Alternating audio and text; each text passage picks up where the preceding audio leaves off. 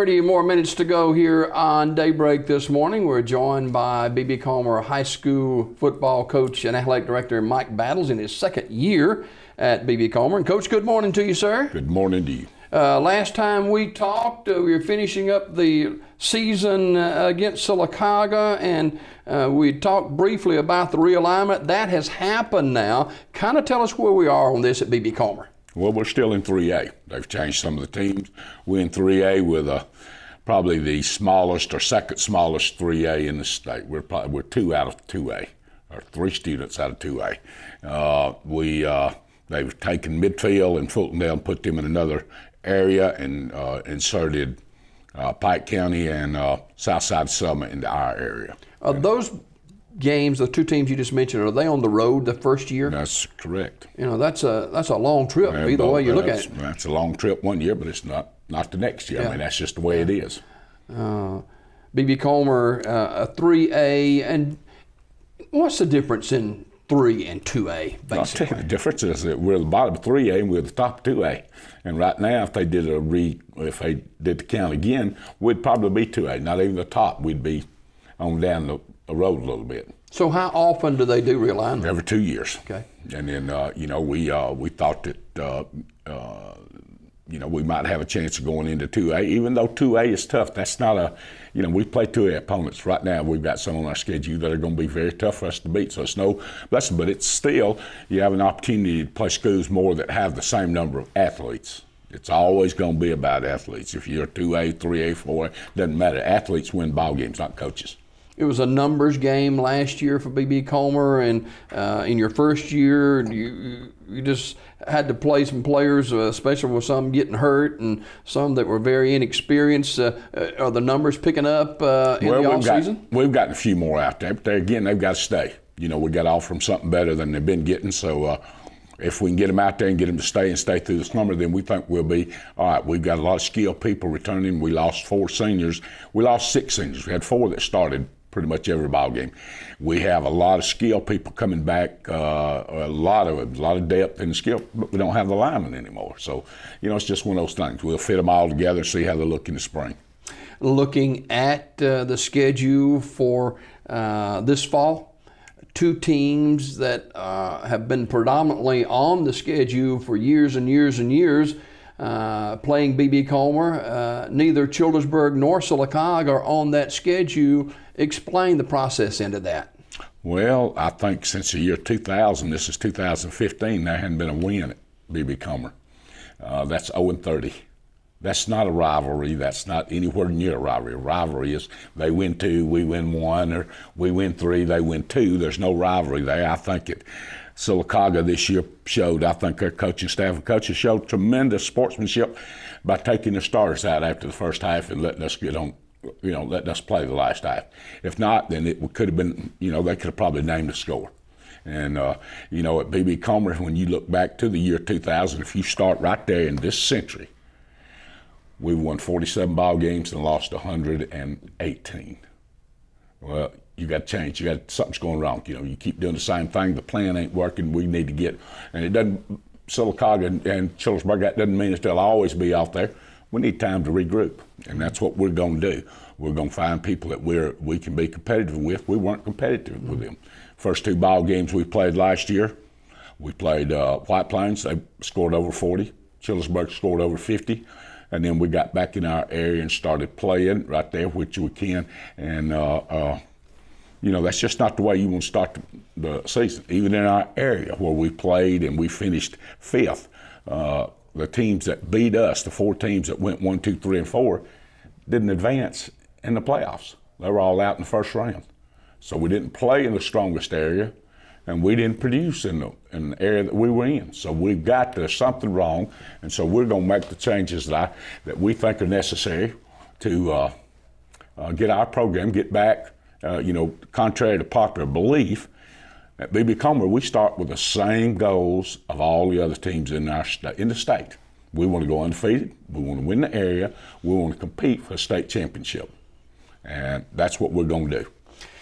Both Sylacauga and Childersburg, when it's home games for B.B. Comer, big gate games for you. Yeah, they're big gate games, but we still struggle financially.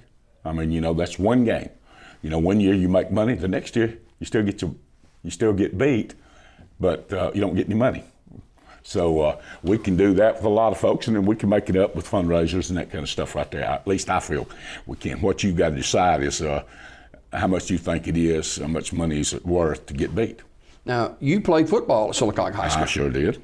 That Marble City Classic's been going on for 87 years. How many? 87. 87 years. That's what I heard. And yeah. I think B.B. Comer's won 23 of them. Mm-hmm. Well, that's 25%. Yeah. Or thereabouts. A lot of parents and grandparents played in that Marble City Classic. You know, back when the mill was running full speed and that mill village was filled up and we weren't, hadn't been cut off, you know, it was a lot more competitive. I played in those ball games. I know what it was. So, but it's not competitive. You know, Sylacauga is 10 or 12 students out of 6A. We're 2 students out of being 2A. And there's a good possibility when you look down the road, we've got a 5th grade class with only 18 boys in it. Mm-hmm. A 7th grade class that only has 22. You know, so we're, you know, we're not getting bigger. Do you think, Coach Battles, it affects kids when it comes to the non-competitiveness that, hey, I don't want to be a part of this. I don't want to play. You know, you get beat, as you talked about. The record hasn't been good, and how do you turn that around? Well, you got to offer them something that they're not getting. You know, you got to get, if you know, in the past, you know, we get kids, they get up there 7th, 8th grade, they transfer to Sylacauga, which is, you know, I can't tell them if that's a bad idea. What we've got to do is try to change that. We've got to stop the bleeding. We've got to keep our kids at our place, get them out there and offer them in all programs, not just football. You know, we haven't beaten Sylacauga and Chillersburg in basketball, baseball. You pick the sport. We haven't done it. So, you know, what we've got to do is we've got to turn that thing around. If it's, you know, that doesn't mean that we can't play, that we won't play in the future. But we've got to have a chance to catch our breath and get our athletes out there and get them out there on the field. We have to have some success. You obviously talked in this decision with the coaches at Chillersburg and the coach at Sylacauga and in sharing with them their feelings about and their response. No, I didn't talk to them. It's not, you know, they don't do our schedule. They didn't call me about their schedule.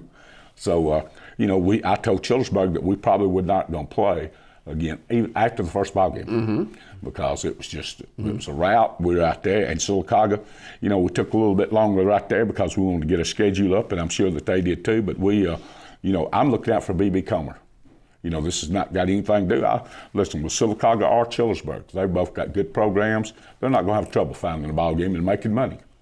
This is what we need to do to get our program back on the even keel, that we're back in, and that we're getting our kids out there, that our kids want to play, and you have to give them something. They have to meet some kind of success during that time. Why go out there? It's not club ball. We don't practice every other day or whenever they feel like it. We do it just like everybody else. We'll have a 12-month football program. All of our other sports are going to 12-month programs, and we're going to keep our kids involved. We have to, or we're going to lose that. And, you know, I'm not... that don't sit well with me. Who are the region opponents? Our region opponents are going to be Pike County, who is tough, Southside Selma, and then the rest of them are the same. Montgomery County, Prattville Christian, Beulah,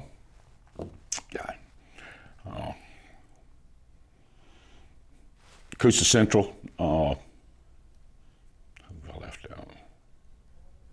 Anyway, there's just 7, so we have 6 ball games. Okay, and is it 4 that make the playoffs?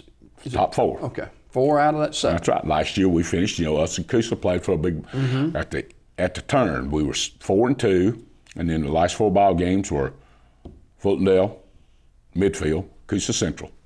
We didn't win any of them. Right. And we were close at Fultondale, didn't pull it off.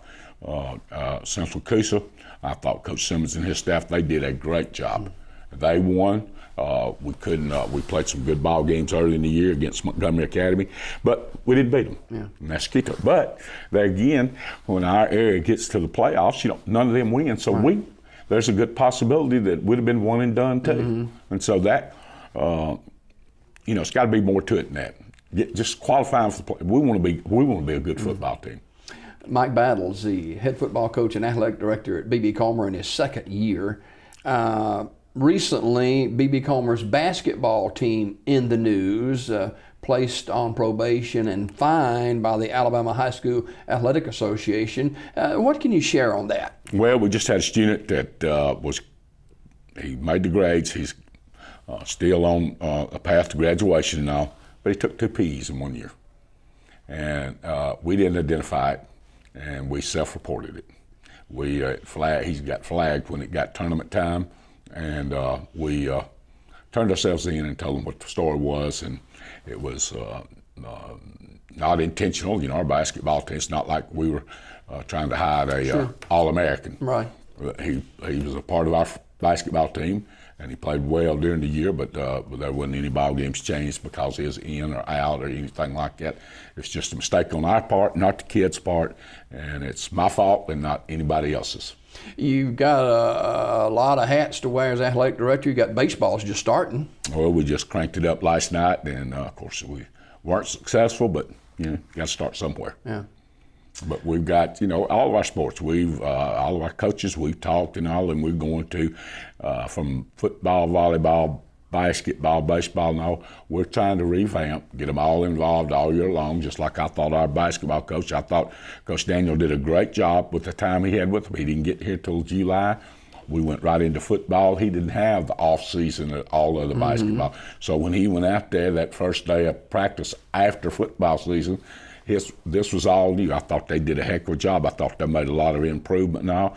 And now what we're going to try to do is just build off that. Now he has a nucleus for the next basketball team, just like we do for the next football team. And our volleyball team is the same way. And coach, and our spring sports will be the same. We're going to keep that nucleus and get them involved. Do you keep an eye on all the sports? I try to. I talk. Well, all the coaches. We don't have a lot of coaches, so all of us coaches, we're friends, and we talk. And I want them to do well. Sure. I would rather win the area in every sport than to win the state in one. Mm-hmm. I would rather us to be the area champs and be competing, be competitive all the way through our program, than us just to dominate in one sport. And because then you lose kids that way too. Mm-hmm. What we want to do, we've got good kids, we've got some good, we've got a good 8th grade, a good junior class. It's going to be seniors. So we've got these guys all played last year. Our 8th graders and our upcoming 9th graders and our upcoming 8th, they won the county small school championship in football. I think they lost one ball game. They won it on the field, and these are good kids. Of course, they got toughened up. They practiced with us every day. I mean, they knew what contact was all about. And that last ball game, if you saw them in the first ball game and saw them in the last ball game, tremendous difference. I mean, they looked like a football team that last ball game. They didn't look like junior high. They looked like guys that get out there that knew what they was doing, and they meant business. So we're proud of them, and they're going to be coming up. And some of those guys, some of those that were 9th graders, that are going to be starting. I mean, they're already in Your there. spring work starts later on. Well, we don't start spring training until May. Mm-hmm. We'll start the first Monday in May. I believe that's the 2nd or something like that, 2nd and 3rd. And then we'll end up on May 13th. We're probably going, right now, tentatively, this is not on, we're probably going to go out and scrimmage against Talladega. Okay.